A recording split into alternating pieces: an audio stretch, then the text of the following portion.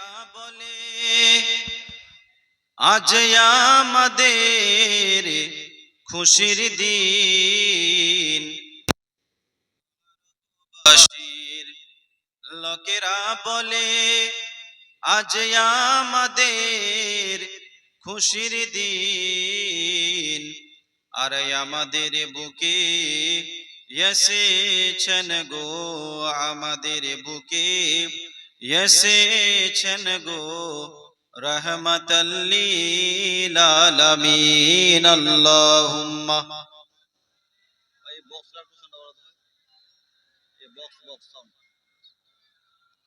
মুহাম্মদ ওয়া আলা আলি মাওলানা মুহাম্মদ সাল্লু আলা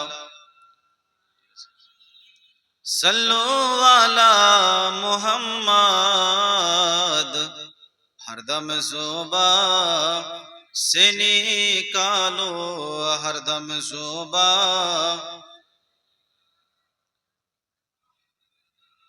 मुहम्मद। अल्लाहुम्मा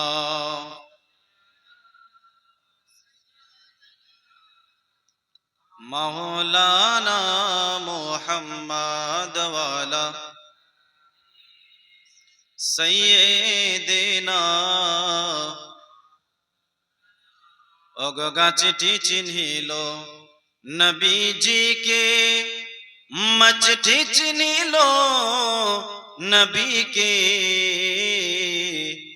गाछटी चिन्हिल नबीजी के, मचटी चिन्हिल नबी के। আর উম্মত হয়ে চিনহিলাম না রে, উম্মত হয়ে চিনহিলাম না রে, চিনহিল বনের হরিণী। আল্লাহুম্মা মাওলানা মুহাম্মদ ওয়ালা মাওলানা। কে ভালোবাসার জায়গা মদিনা, ভালো লাগার জায়গা Medina. Hello hello hello hello, বেশটা কমিয়ে দাও ভাই, বেশটা কমিয়ে দাও, বেশ রাখো না। একটু সুবহানাল্লাহ বলেন তো। ভালোবাসার জায়গা মদিনা, ভালো লাগার জায়গা মদিনা। জোরে বলো, একটু কষ্ট করে আমার সাথে বলতে পারবেন? বলবেন ভাই। ভালোবাসার জায়গা কোথায়? ভালো লাগার জায়গা বলবেন সকলেই। বললে কি গুনাহ হবে? গুনাহ হবে না, একটু মহব্বতে বলবেন, ঠিক আছে? বলো ভালোবাসার জায়গা মদিনা, ভালো লাগার জায়গা। সবাই বলো ভালোবাসার জায়গা মদিনা, ভালো লাগার। আরো জোরে ভালোবাসার জায়গা মদিনা, ভালো লাগার জায়গা মদিনা। এত সুন্দর জায়গা কোথাও দেখি না, এত সুন্দর জায়গা কোথাও দেখি না। সাজিয়েছেন দয়াল রাব্বানা ভালো লাগার জায়গা। আরো জোরে ভালো লাগার জায়গা মদিনা, ভালোবাসার জায়গা মদিনা, ভালো লাগার। আরো জোরে ভালোবাসার জায়গা, ভালো লাগার জায়গা। মাদিনা শরীফে নূরের খাজিনা, মাদিনা শরীফে নূরের খাজিনা। আশিকে ছাড়া অন্য বুঝে না, আশিকে ছাড়া অন্য বুঝে না। ভালো লাগার জায়গা, আরো জোরে ভালো লাগার জায়গা মদিনা, ভালোবাসার জায়গা মদিনা, ভালো লাগার। আরো জোরে ভালো লাগার জায়গা মদিনা। আর একদিন কবর যাব, কেউ তো যাবে না। কেউ যাবে? মা যাবে, বাবা, ছেলে, মেয়ে, তাহলে বউ তো 100% যাবে। এই বউ যাবে না? আপনার সাথে কেউ যাবে না, যদি কে যায় তো সেটা হচ্ছে আমার রাসূলুল্লাহ। জোরে বলো সুবহানাল্লাহ। নবী ছাড়া কেউ যাবে? সবাই পর হয়ে যাবে, কিন্তু নবী নিজের উম্মতকে ভুলতে পারবে না। সুবহানাল্লাহ বলুন, আরো জোরে বলুন। ও গো একদিন কবর যাব, কেউ তো যাবে না। একদিন কবর যাব, কেউ তো যাবে না। যাবে আমার শাহী মদিনা, ভালো লাগার জায়গা। আরো জোরে বলুন, ভালো লাগার জায়গা মদিনা, ভালোবাসার জায়গা মদিনা, ভালোবাসার জায়গা মদিনা, ভালো লাগার জায়গা মদিনা। আল্লাহুম্মা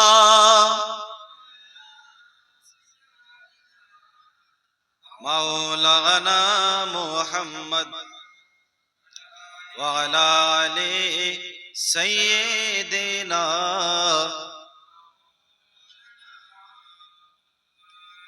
যাবতীয় প্রশংসা ও গুণগান সেই মহান আল্লাহ রাব্বুল আলামিনের জন্য নিবেদিত, জিনার তারিফ বা প্রশংসা লিখে বা বলে শেষ করা যায়নি ও যাবে না। তাই এক বাক্যে সকলেই আল্লাহর প্রশংসা করে বলুন একবার আওয়াজ দিয়ে, আলহামদুলিল্লাহি রাব্বিল আলামিন। তারপরে পরে দো জাহানের বাদশাহ নবী মুহাম্মাদুর রাসূলুল্লাহ সাল্লাল্লাহু তাআলা আলাইহি ওয়াসাল্লামের প্রতি শত শতবার দরুদে ধারা প্রবাহিত হোক। আসি সেই নবীকে, সেই রাসূলকে হাজির ও নাজির মেনে ও জেনে সকলে মিলে আর একবার মোহাব্বতে ঝুমে ঝুমে দরুদ শরীফ পড়ি। সবাই পড়ুন আল্লাহুম্মা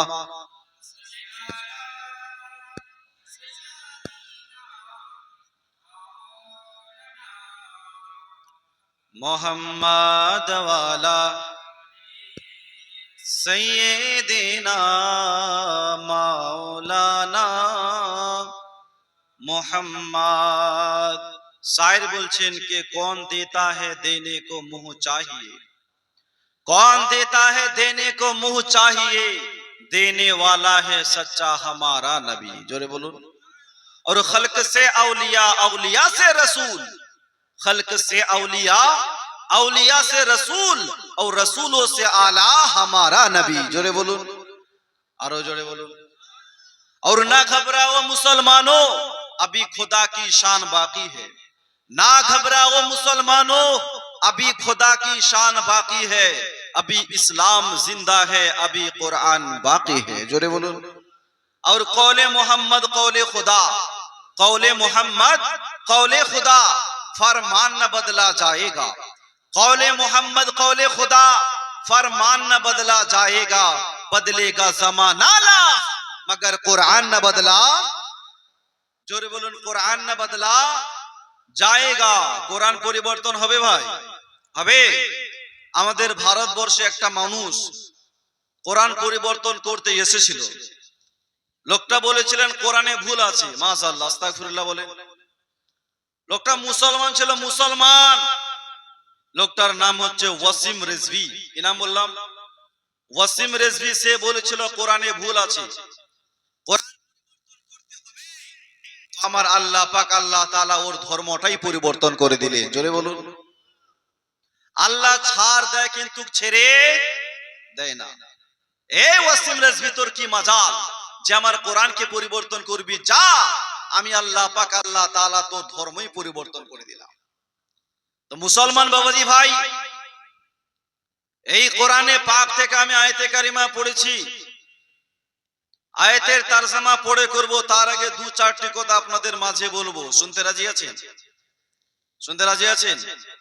নারায়ে তাকবীর, নারায়ে রিসালাত, মাসলাকে আলা হযরত। অনেক জায়গাতে আমরা জালসা করতে যাই ভাই, সব জায়গাতে মহিলাদের সংখ্যা বেশি হয়। আজকে দেখছি পুরুষের সংখ্যা বেশি। সুবহানাল্লাহ বলুন, বলেন তো। দেখছেন না, সব জায়গায় দেখবেন মহিলার সংখ্যা বেশি, কিন্তু আপনাদের এই গ্রামে পুরুষের সংখ্যা বেশি আছে।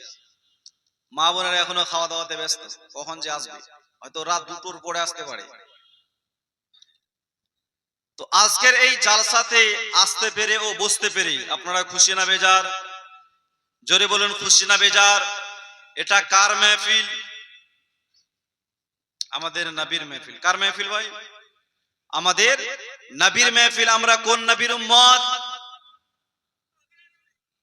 আমাদের নবীর নাম কি? মোহাম্মদ মুস্তাফা সাল্লাল্লাহু আলাইহি ওয়াসাল্লাম। আমাদের খোদা, আমাদের রব আল্লাহ, আমাদের ধর্ম ইসলাম, আমাদের নবী মুহাম্মদুর রাসূলুল্লাহ। বাবাজি ভাই, শুরুতে আপনাদের মাঝে একটি কথা বলে যাব। একটি যুবক ভাই 25 9 30 বছর বয়স, সে ভাইটি একটি ছেলে আর একটি মেয়ের বাপ। সেই ভাইটি মাঝে মধ্যে দোকানে, মাঝে মধ্যে মাঠে, মাঝে মধ্যে ঘাটে, মাঝে মধ্যে বাজারে গৌরবের ছলে, গৌরবের ঘ্যাম নিয়ে বলতেই থাকে বন্ধু বান্ধবদের মাঝখানে যে আমার সংসার বড় সুখের সংসার। কেন? তো বলছে আমার একটা ছেলে আর একটা মেয়ে। তারপরই বলছেন আমার ছেলে মেয়ের পেছনে প্রচুর খরচ। জিজ্ঞাসা করলাম কেন ভাই?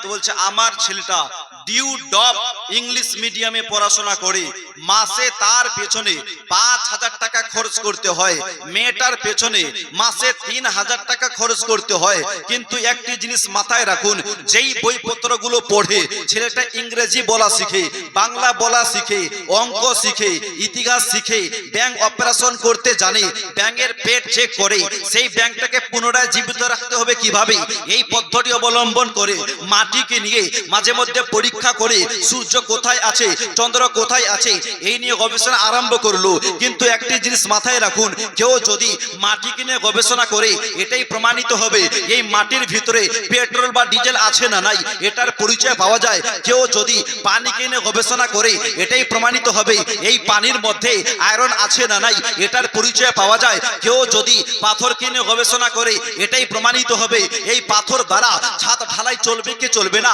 এটার পরিচয় পাওয়া যায়। কিন্তু যিনি খোদার নূরের তৈরি, পয়গম্বরের পয়গম্বর, হাবিব ইক্তেদার, শাহেনশাহে জিনোকার, মক্কার সরদার, মদিনার তাজদার, গুম্বাদে খজরা নবী মুস্তাফাকে নিয়ে যদি কোনো মুসলমান গবেষণা করে সেই নবীকে নিয়ে চিন্তা করলে দুনিয়াতে শান্তি পাওয়া যায় এবং ইন্তেকালের পর আল্লাহর তৈরি করা জান্নাতের হকদার হওয়া যায়। আরো জোরে বলুন। আজ আমরা বিভিন্ন জিনিস নিয়ে গবেষণায় বসলাম, কিন্তু রাসূলুল্লাহকে নিয়ে গবেষণায় বসলাম না। কখনো টিএমসি নিয়ে বসলাম, কখনো আরএসপি নিয়ে বসলাম, কখনো বিজেপি নিয়ে বসলাম। নবী আমার বলছেন, হে আমার উম্মত বর্গরা, তোমরা যদি আমার রাসূলুল্লাহর গবেষণা করো, আমি রাসূলুল্লাহ ওই লোকটাকে সিনার সঙ্গে জড়িয়ে ধরে আল্লাহর জান্নাতে নিয়ে চলে যাব। আরো মহব্বতে বলুন। তাহলে নবীকে নিয়ে গবেষণায় বসার দরকার আছে না নাই? আজকে যে আমরা বসেছি, জালসায় বসেছি, কার গবেষণায়? জোরে বলুন কার? আরো মহব্বতে বলুন। এই লজ্জা লাগে? লজ্জা লাগে ভাই? বিয়ে করার সময় লজ্জা লেগেছিল? লজ্জা লেগেছিল? হ্যাঁ হ্যাঁ বলে।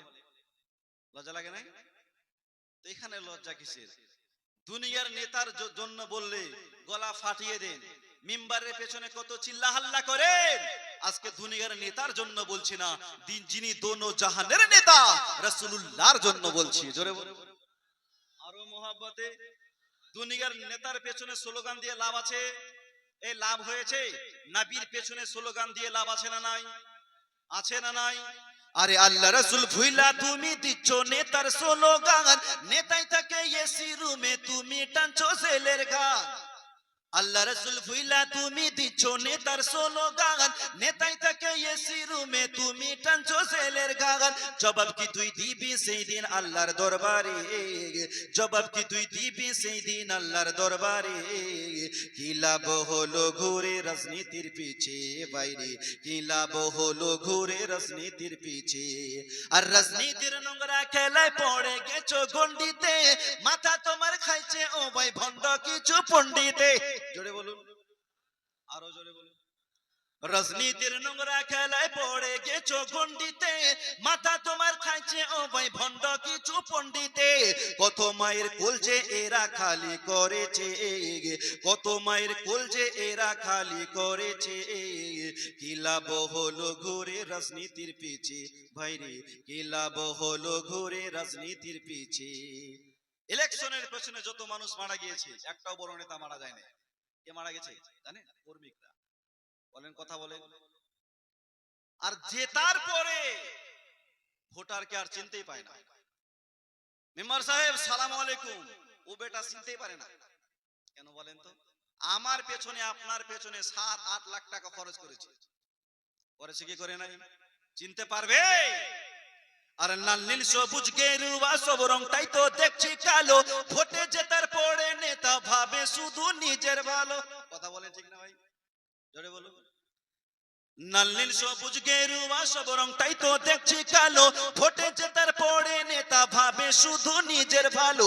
ফিরে এসো দিনের পথে সময় যে আছে, ফিরে এসো দিনের পথে সময় যে আছে। কি লাভ হলো ঘুরে রাজনীতির পিছে, ভাইরে কি লাভ হলো ঘুরে রাজনীতির পিছে। জোরে বলুন।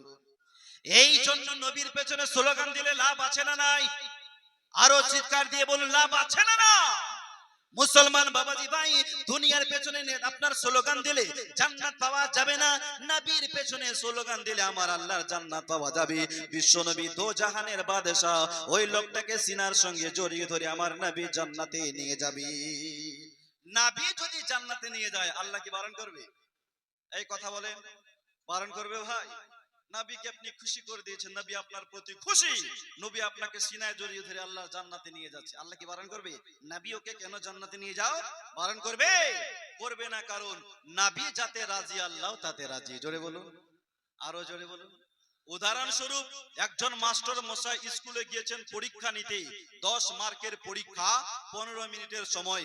যত স্টুডেন্ট ছিল সমস্ত স্টুডেন্ট একটা একটা করে পরীক্ষা নিয়ে লিখতে আরম্ভ করেছে। আর একটা বোকা ছেলে, মাথা বুদ্ধা ছেলে, গজুয়া ছেলে, ও পরীক্ষাও নেয় নাই, লিখতে আরম্ভ করে নেয়, চুপচাপ টেবিলে বসে আছে। মাত্র 3 মিনিট সময় আছে। ওই সময় মাস্টার কে বলছে, স্যার খাতা দেন। তো মাস্টার বলছে, আরে সময় তো নেই, লিখবি বা কি আর আঁকবি বা কি? তো বলছে, আমি লিখি না লিখে আপনার বাপের কি? হ্যাঁ? আমি লিখি না লিখে আপনার বাপের কি? 3টা মিনিট তো সময় আছে না, খাতাটা দেন। খাতাটা এনে মাত্র বেঞ্চের মাথায় ঠেকিয়েছে। আবার মাস্টার কে বলছে, স্যার জমা নেন। সকলের আগে জমা দিয়ে দিল। মাস্টার জানে যে বোকা ছেলে কি লিখবে, জমা করলো।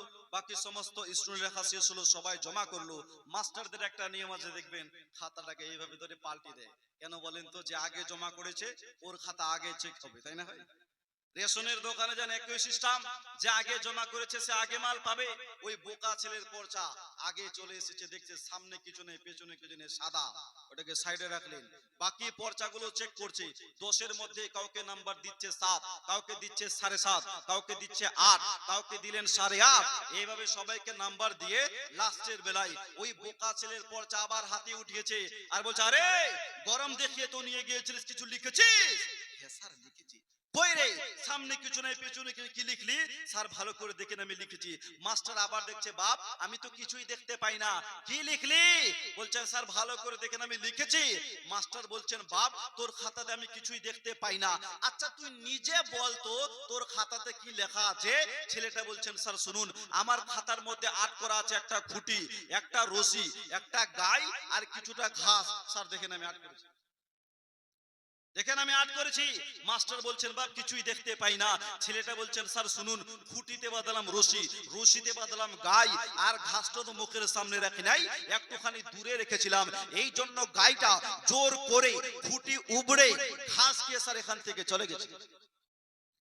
এখানে কি আর থাকবে? ও তো ঘাসই নাই, গায়ে ঘাস খেয়ে চলে গেছে। মাস্টার মনে মনে ভাবছেন, একটা বোকা ছেলে আমাকে বোকা বানালো। মাস্টার ভাবলেন, বাপ তুই কিছু লিখ কিংবা নাই লিখ, তোর মাথায় এত সুন্দর একটা বুদ্ধি এসেছে, এতে আমি খুশি। যা, সব থেকে হাইস্ট নম্বর তোকে দিয়ে দিলাম। জোরে বলুন। মাস্টার খুশি হয়ে ছেলেকে হাইস্ট নম্বর দিল। মাস্টারের জেল হবে, ওই বলুন জেল হবে। ফাঁসি হবে, মামলা হবে, কিছুই হবে না। মাস্টার যেমন ছেলের উপরে খুশি হয়ে ছেলেকে হাইস্ট নম্বর দিল, মাস্টারের জেল হলো না, ফাঁসি হলো না, মামলা হলো না, ঠিক তেমনই নবী যদি খুশি হয়ে যায়, নবী যদি রাজি হয়ে যায়, নবী মুস্তাফা যদি উম্মতকে নিয়ে জান্নাতে নিয়ে যায়, আমার আল্লাহ বারণ করবে না। কারণ খোদা কি রাজা চাহতে হে দো আলম, খোদা চাহতা হে রাজা হে মুস্তাফা। নবী তুমি যাতে রাজি, আমি আল্লাহও তাতে রাজি। জোরে বলুন আরো মোহাব্বতে। এই জন্য নবীকে রাজি করার দরকার আছে না নাই? আমরা জালসা সাজাই মুসলমান বাবাজি ভাই, এই জালসা সাজা আমরা কোত্থেকে শিখলাম? আমার আল্লাহ পাক আল্লাহ তাআলা জালসা সাজিয়েছে কি সাজাই নাই জানতে হবে না? আমরা জালসা সাজাই, আমার আল্লাহ জালসা সাজিয়েছে কোথায়? আলামে আরওয়াতে, রূহ জগতে। রূহ জগতে দুটি কনফারেন্স হয়েছিল। কটি কনফারেন্স? আমার আল্লাহ দুটি জালসার আয়োজন করেছিল রূহ জগতে। প্রথম যে জালসা হয়েছিল সেটা হচ্ছে তৌহিদি কনফারেন্স, তৌহিদি জালসা। ও মুসলমান বাবাজি ভাই, রব্বুল আলামিন তৌহিদি জালসায় সবাইকে দাওয়াত করলেন। ওইখানে মুমিন ছিল, মুনাফিক ছিল, মুসলমান ছিল, কাফির ছিল, হিন্দু ছিল, অমুসলিম ছিল, সবাই ছিল। ওই আলামে আরওয়াতে আমি আপনারও ছিলাম মুসলমান। রব্বুল আলামিন সমস্ত রূহ জগৎকে সামনে রেখে একটা বক্তব্য শুরু করলেন। আজকের বক্তা হলাম আমি, আমার আর শ্রোতারা আপনারা, তাই না? আলামে আরওয়াতে বক্তা ছিল আমার আল্লাহ, শ্রোতা ছিল বান্দা। রব্বুল আলামিন সবাইকে সামনে রেখে বললেন, আলাস্তু বিরাব্বিকুম, এই আমার বান্দারা আচ্ছা বলো তো আমি কি তোমাদের প্রতিপালক নয়? আমি কি তোমাদের আল্লাহ নয়? আলামে আরওয়াতে আমি আপনি সবাই ছিলাম। সবাইকে সামনে রেখে আল্লাহ বক্তব্য দিচ্ছে, আমার বান্দারা বলো আমি কি তোমাদের আল্লাহ নয়? আমি কি তোমাদের প্রতিপালক নয়? বান্দা সবাই চুপ, কারণ আলামে আরওয়াতে বান্দা কথা বলতে শিখে নাই। কথা কি জিনিস মানুষ এটাই জানতো না। রব্বুল আলামিন আবার বললেন, আলাস্তু বিরাব্বিকুম, এই আমার বান্দারা আমি কি তোমাদের প্রতিপালক নয়? বান্দা চুপ, বান্দা কথা বলে না। রব্বুল আলামিন আবার বললেন, আলাস্তু বিরাব্বিকুম, এই আমার বান্দারা আমি বারবার করে বলি, বলো না তোমরা কিছু, বলো আমি কি তোমাদের প্রতিপালক নয়?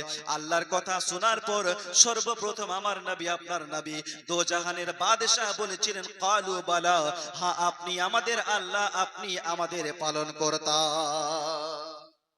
জোরে বলুন। আলামে আরওয়াতে সর্বপ্রথম কে বলেছিলেন? আমাদের নবী। আল্লাহ ও আমাদের নবী মিলে বান্দাকে কথা বলতে শিখিয়েছে। জোরে বলুন। তার আগে কথা কি জিনিস মানুষ এটাই জানতো না। রব্বুল আলামিন যখন বললেন আলাস্তু বিরাব্বিকুম, নবী আমার বললেন কালু বালা, হ্যাঁ আপনি আমাদের আল্লাহ, আপনি আমাদের পালন কর্তা। মুসলমান বাবাজি ভাই, নবী মুস্তাফার শোনার পর সেই দিন আদম আলাইহিস সালাম বলেছিলেন বালা, মুসা আলাইহিস সালাম বললেন বালা, ঈসা রুহুল্লাহ বললেন বালা, আইয়ুব আলাইহিস সালাম বললেন বালা, 1,24,000 নবী ও রাসূল সবাই বললেন কালু বালা। সেই দিন আপনি বলেছিলেন বালা, আমিও বলেছিলাম বালা, হ্যাঁ আপনি আমাদের আল্লাহ, আপনি আমাদের পালন কর্তা। রব্বুল আলামিন বললেন, যাও জালসা এখানে শেষ, জালসা এখানে খতম। বিশাল বড় একজন কনফারেন্স আল্লাহ সাজিয়েছে। আল্লাহ বলছেন জালসা এখানে শেষ, যাও নিজ নিজ জায়গায় চলে যাও। রব্বুল আলামিন আলামে আরওয়াতে আবার দ্বিতীয় জালসার আয়োজন করলেন। সুবহানাল্লাহ বলুন, আরো জোরে বলুন। দ্বিতীয় জালসার আয়োজন করলেন। প্রথম জালসা ছিল তৌহিদি, আর দ্বিতীয় জালসা হচ্ছে মিলাদুন নবীর জালসা। সূরা বলুন সুবহানাল্লাহ। কোন জালসা? মিলাদুন নবীর জালসা। তৌহিদি জালসাতে আল্লাহ সবাইকে দাওয়াত করেছিলেন, আর মিলাদুন নবীর জালসাতে আল্লাহ সবাইকে দাওয়াত করে না, শুধু খাস খাস কে দাওয়াত করেছেন, শুধু নবী ও রাসূলগণকে দাওয়াত করেছে। সূরা বলুন সুবহানাল্লাহ, আরো জোরে বলুন। শুধু নবীগণকে দাওয়াত করেছে। রব্বুল আলামিন নিজের ফেরেশতাদেরকে ডেকে বলেন, এ আমার ফেরেশতারা, তৌহিদি কনফারেন্সে সবাই এসেছিল, তবে মিলাদুন নবীর কনফারেন্সে যাতে সবাই না আসে, সবাই না ঢুকে যায়, তোমরা দরওয়াজায় দাঁড়িয়ে যাও। আদম আলাইহিস সালাম আসলো, ফেরেশতারা জিজ্ঞাসা করলো, ওগো আদম নবী আপনি কি দাওয়াতনামা পেয়েছেন? বললেন হ্যাঁ। তাহলে ভিতরে যান। মুসলমান হযরতে ঈসা আলাইহিস সালাম আসলো, ফেরেশতারা জিজ্ঞাসা করলো, আপনি কি দাওয়াতনামা পেয়েছেন? হ্যাঁ, ভিতরে যান। এইভাবে 1 লাখ কিংবা 2,24,000 নবী ও রাসূল যখন উপস্থিত হয়ে গেল, রব্বুল আলামিন আপনার নবীগণকে ডেকে বললেন, হে আমার নবী ও রাসূলগণ, তোমরা শুনে নাও, আজকে তোমাদেরকে কেন ডেকেছি তোমরা জানো? খাস একটা কারণে তোমাদেরকে আমি আল্লাহ পাক ডেকেছি। এই আমার নবীগণ রাসূলগণ শুনে নাও, শুনে নাও। এই যে আমার পেয়ারাকে দেখতে পাও, আমার হাবিবকে দেখতে পাও, আমার আখিরি নবীকে দেখতে পাও। যারা আমার নবীকে চেনো তারা তো চেনো, যারা চেনো না তারা ভালো করে আমার নবীকে চিনে নাও। ইনি হচ্ছেন আমার পেয়ারা, আমার দুলারা, ইনি হচ্ছেন আমার মেহবুব জনাবে মুহাম্মদুর রাসূলুল্লাহ। আমি আমার নবীকে না বানালে তোমাদের কাউকে সৃষ্টি করতাম না, পাহাড় বানাতাম না, পর্বত বানাতাম না, নদ বানাতাম না, নদী বানাতাম না, আসমান জমিন আমি আল্লাহ কিছু সৃষ্টি করতাম না। তাই তোমরা আমার নবীকে চিনে নাও, আমি আমার নবীকে চিনে নাও। তো শুনে নাও, জেনে নাও, আমি আল্লাহ পাক আল্লাহ তাআলা একটা পৃথিবী বানাবো, ওই পৃথিবীতে তোমাদের এক এক করে পাঠাবো। আদম তুমি দুনিয়ায় যাবে, তোমার উম্মতেরা পড়বে লা ইলাহা ইল্লাল্লাহ। আদম ও সফিউল্লাহ। মুসা তুমি দুনিয়ায় যাবে, তোমার উম্মতেরা পড়বে লা ইলাহা ইল্লাল্লাহ। মুসা কালিমুল্লাহ। এই ঈসা তুমি দুনিয়ায় যাবে, তোমার উম্মতেরা পড়বে লা ইলাহা ইল্লাল্লাহ। ঈসা রুহুল্লাহ। ইব্রাহিম তুমি যখন দুনিয়ায় যাবে, তোমার উম্মতেরা পড়বে লা ইলাহা ইল্লাল্লাহ। ঈসা রুহুল্লাহ। তবে শুনে নাও, জেনে নাও, তোমাদের মাঝে যদি আমার নবীর আগমন ঘটে, আমার পেয়ারা চলে আসে, তাহলে শুনে নাও, তোমরা নিজের ধর্ম, আপনার নিজের আইন ছেড়ে দিবে, নিজের কানুন ছেড়ে দিবে, তোমরা সবাই মিলে পড়বে লা ইলাহা ইল্লাল্লাহ মুহাম্মাদুর রাসূলুল্লাহ। জোরে বলুন, আরো জোরে। সবাই বলো লা ইলাহা ইল্লাল্লাহু মুহাম্মাদুর রাসূলুল্লাহ। আরো একবার পড়ো লা ইলাহা ইল্লাল্লাহ। বলো লা, সবাই বলো লা ইলাহা ইল্লাল্লাহু মুহাম্মাদুর রাসূলুল্লাহ।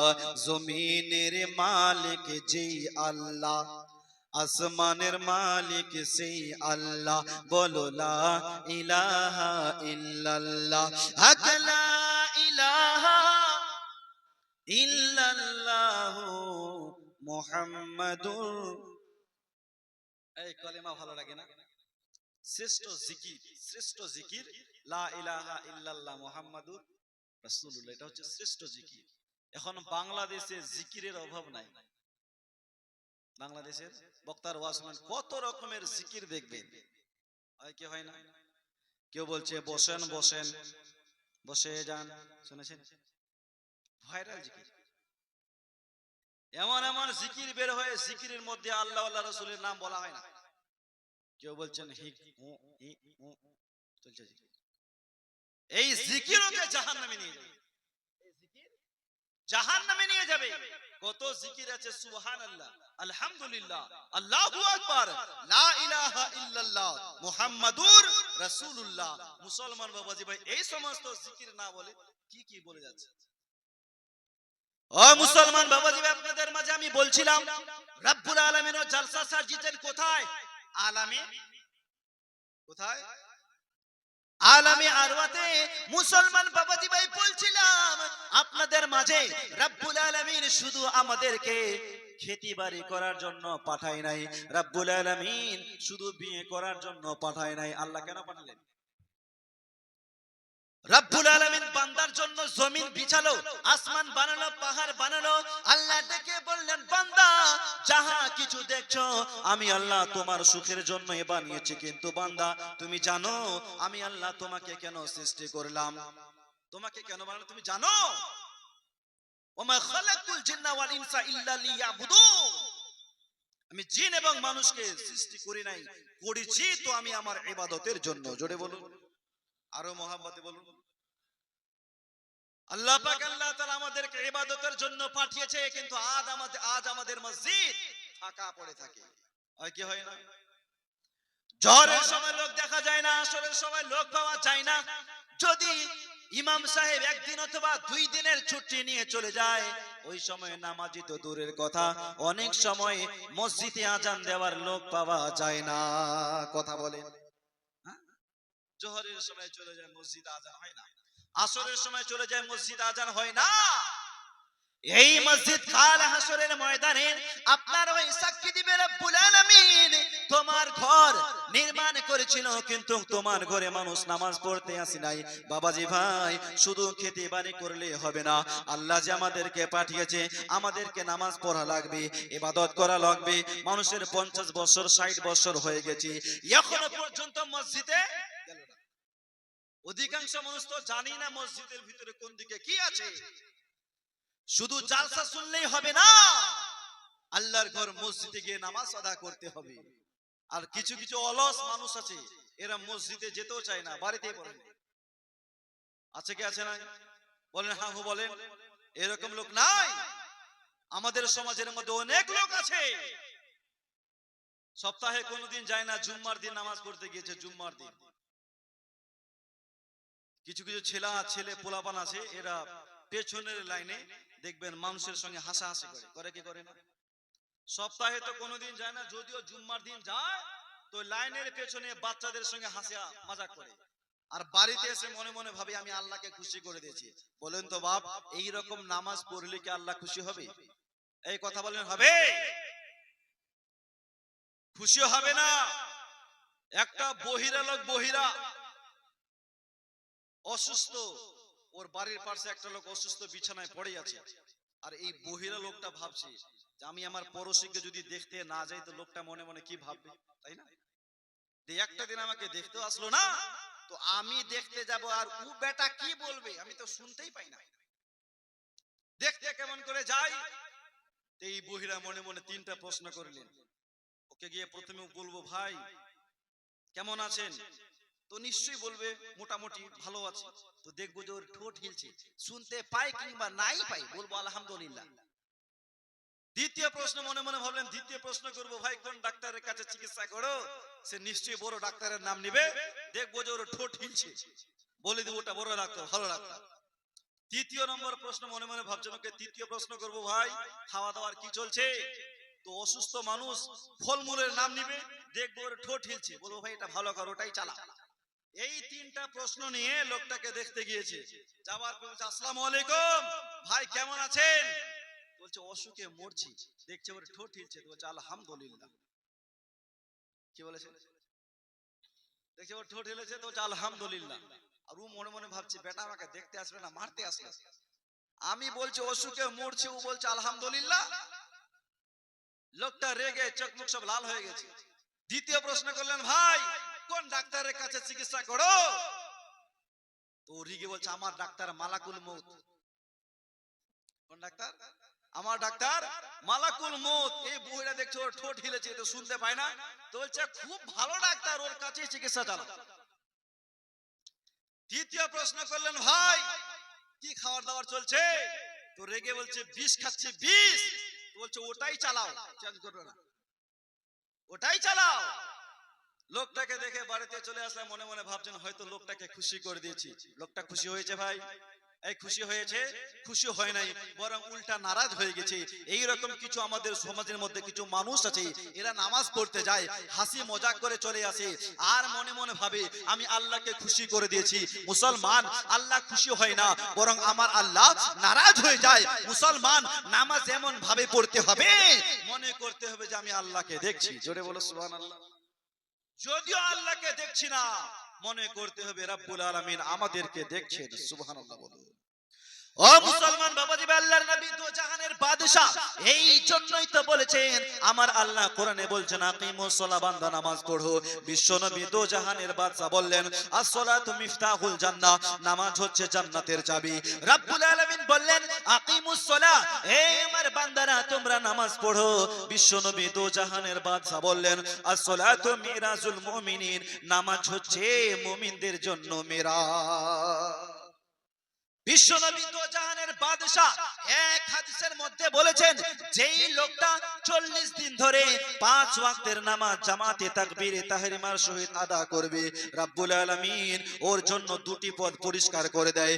এক হচ্ছে জাহান্নাম থেকে পরিত্রাণ, আর দ্বিতীয় হচ্ছে মুনাফিকের কষ্ট থেকে পরিত্রাণ। মৃত্যুর সময় ওই লোকটার কষ্ট হবে না। নবী আমার এক হাদিসের মধ্যে বললেন একটা মানুষ সুন্দরভাবে বাড়ি থেকে উজু করে জামাত ধরার জন্য যদি মসজিদ গমন করে আর সেখানে গিয়ে যদি জামাত না পায়, রব্বুল আলামিন ওর নিয়তের জন্য আল্লাহ পাক জামাতের সওয়াব তার নামায়ে আমলের মধ্যে দিয়ে দেয়। তাহলে নামাজ পড়ার দরকার আছে না নাই? এই জোরে বলতে হবে, আছে না না? আজ আমরা নামাজ পড়লাম না, দুনিয়াতে সব কিছু করলাম, নামাজ পড়লাম না। নামাজ থেকে বহু দূরে। আল্লাহর নবী দো জাহানের বাদশা বলেছেন, যত পাই লোকটা বাড়ি থেকে হেঁটে এক পা দু পা করে মসজিদে যাবে, আমার আল্লাহ পাক প্রতিটা পায়ের বিনিময়ে একটা করে নেকি তার নামায়ে আমলের মধ্যে দিয়ে দেন। মুসলমান, আপনি হাঁটতে হাঁটতে মসজিদের মধ্যে পৌঁছালেন, মসজিদে ঢোকার আগে একটা দোয়া পড়তে হয়, আল্লাহুম্মা ইফতাহলি আবওয়াবা রাহমাত। বলেন না ভাই, এই দোয়ার আগেও কিছু পড়তে হবে। যদি না পড়ে তাহলে দোয়া পড়ে শুধু লাভ হবে না, দোয়া পড়ে লাভ হবে না। এর আগে কি পড়তে হবে? আল্লাহ নবী দো জাহানের বাদশা আবু দাউদ শরীফের মধ্যে বলছেন, ইজা দাখালা আহাদুকুমুল মসজিদ ফালিউসাল্লিম আলান নবী সাল্লাল্লাহু আলাইহি ওয়াসাল্লাম সুম্মা লিয়াকুল আল্লাহুম্মা ইফতাহলি আবওয়াবা রাহমাতিক ফাইজা খারাজা ফালিয়াকুল আল্লাহুম্মা ইন্নী আসআলুকা মিন ফাজলিকা। জোরে বলুন। নবী আমার বলছেন, আমার উম্মত বর্গরা, তোমরা যখন মসজিদে প্রবেশ করবা, মসজিদে ঢুকবা, মসজিদে ঢোকার আগে আমি রাসূলুল্লাহ আমাকে সালাম জানাও। জোরে বলুন, আমাকে সালাম দাও। তার মানে মসজিদে ঢোকার আগে আপনি পড়বেন, আসসালাতু ওয়াসসালামু আলাইকা ইয়া রাসূলুল্লাহ, আসসালাতু ওয়াসসালামু আলাইকা ইয়া হাবিবাল্লাহ। তারপর এই দোয়াটি পড়বেন, আল্লাহুম্মা ইফতাহলি আবওয়াবা রাহমাতিক। মুসলমান, এই দোয়াটি পড়ে আপনি মসজিদের ভিতরে প্রবেশ করলেন। মুসলমান, মসজিদের ভিতরে ঢোকার পর 2 রাকাত অথবা 4 রাকাত সুন্নত নামাজ আদা করলেন। তারপর ইমাম সাহেবের পেছনে পড়তে হয়, হয় কি হয় না? হয় কি হয় না? ইমাম সাহেবের পেছনে পড়তে হয়। ইমাম সাহেব যখন আল্লাহু আকবার বলে, হাত বাঁধবেন। কোথায় বাঁধতে হবে? নাভির উপরে না নাকি নাভির নিচে? নামাজের জায়গায় ঠিক আছে, কিন্তু নামাজিদের মধ্যে ভেজাল আছে না নাই? আছে না ভাই? দেখবেন কেউ এখানে হাত বাঁধে, কেউ এখানে হাত বাঁধে, কেউ নাভির নিচে হাত বাঁধে, কেউ বুকের উপরে হাত বাঁধে, কেউ হাতও বাঁধে না। মুসলমানদের মধ্যে মানুষ অনেক রকমের নামাজ পড়ে। নামাজের মধ্যে ভেজাল না, নামাজিদের মধ্যে ভেজাল। আপনি কোথায় বাঁধবেন? কোথায় হাত বাঁধবেন ভাই? নাভির নিচে নাকি নাভির উপরে? আওয়াজ দিয়ে বলুন। নাভির নিচে।